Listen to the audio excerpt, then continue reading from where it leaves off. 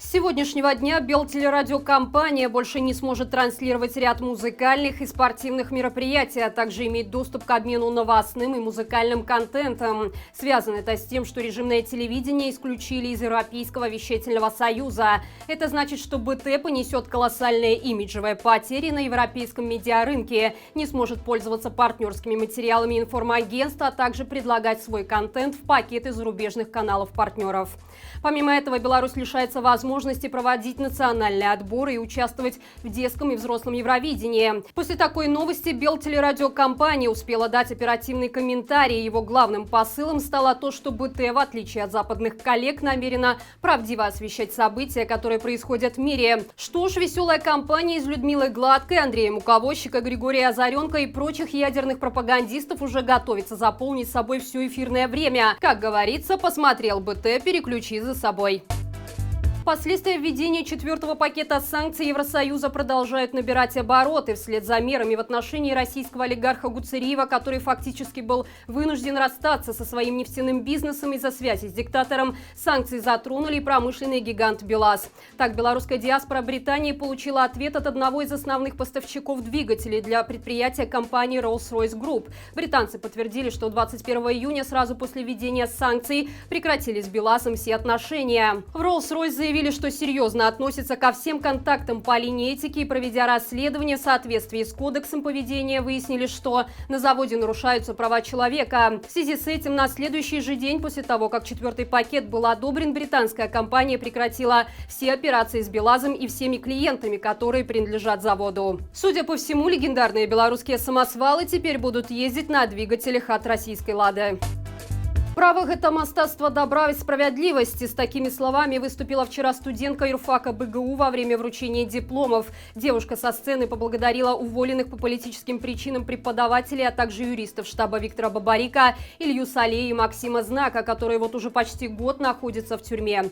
Искренняя речь студентки в белом платье и с красной лентой на поясе, как обычно водится в нашей стране, не могла не привлечь внимание так называемых правоохранительных органов. И уже на следующий день к ней в общежитие пришли с обыском и вручили повестку в суд. В чем именно обвиняют девушку, пока неизвестно. Скорее всего, ей припишут незаконное пикетирование или что-то более абсурдное. Важно отметить, что Белорусский государственный университет – один из самых протестных в стране. В сентябре прошлого года его преподаватели и студенты принимали активное участие в протестах и забастовках, в результате чего 6 студентов БГУ оказались за решеткой. Одному из них, Евгению Калиновскому, уже вынесли приговор 4 года колонии общего режима за якобы организацию массовых беспорядков и применение насилия в отношении сотрудника милиции.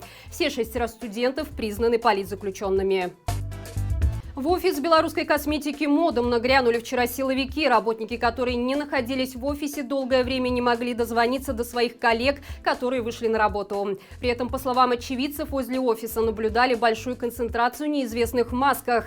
Руководство «Модома» на связь до сих пор не вышло, поэтому пока неизвестно, с чем именно связан такой неожиданный визит к ним правоохранительных органов. Некоторые сотрудники предположили, что инцидент может быть связан с линейкой продуктов «Особо», упаковка которой оформлена в красно-белом тонах. Однако она уже давно снята с производства и стоит на допродаже по смешным ценам. Еще одна версия – это сотрудничество «Модом» с Европейским банком реконструкции и развития, который отказался финансировать государственные проекты в Беларуси, но продолжил поддерживать частные. А на днях и вовсе заявил о готовности перестать поддерживать даже те компании, которые сотрудничают с режимом. В качестве аргумента этой версии приводят недавнюю историю с обыском в офисе компании «21 век», которая тоже сотрудничала с Европейским банком реконструкции и развития. Что ж, судя по всему, отсидеться в стране никому не получится. Ответить перед законом нелегитимной власти придется каждому, кто еще не успел перевести свой бизнес за границу.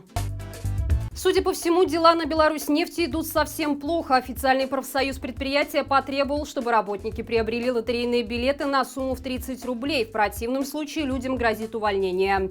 Об этом сообщили подписчики телеграм-канала «Беларусь головного мозга». Со слов людей, которые столкнулись с таким произволом, к ним на рабочее место явился начальник и сообщил, что профсоюз обязывает купить лотерейки. На вопрос, можно ли отказаться, им предложили разбираться самим. При этом руководство непрозрачно намекнуло, что те, кто решил решит выйти из профсоюза, сразу пойдут на увольнение, поскольку разнарядку по билетам спустило высшее начальство. Это далеко не первый пример, как работников бюджетных организаций превращают в крепостных. Как правило, подобные требования распространяются на добровольно-принудительную подписку на совбелку или покупки билетов на какой-нибудь славянский базар. А вот сыграть в лотерею с режимом – это что-то новое. Впрочем, при Лукашенко вся жизнь белорусов – один сплошной развод. И это все на сегодня. Не забывайте ставить лайк и писать комментарии для продвижения этого видео в топ, а также подписываться на наш второй канал Маланка Лайв, на котором уже в следующий четверг выйдет новый проект «Народ спросит». Теперь каждый из вас может спросить о том, что его волнует больше всего, а команда найдет эксперта, который наиболее развернуто ответит на этот вопрос. Я же прощаюсь с вами до завтра. Хорошего всем вечера и живе Беларусь!